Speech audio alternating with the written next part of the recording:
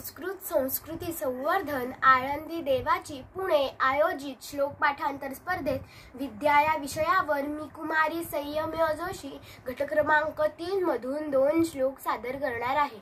श्लोक पहिला।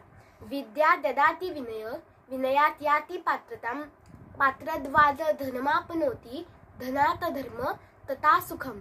याचा अर्थ असा आहे की विद्या विनय देते, विनयाने पात्रता, पात्रतेने धन, धनाने धर्म व धर्माने सुख प्राप्त होते। श्लोक दुसरा। सुखार्थी चेत त्यजेत विद्या विद्यार्थी चेत त्यजेत सुखम। सुखार्थीना कुतो विद्या कुतो विद्यार्थीना सुखम।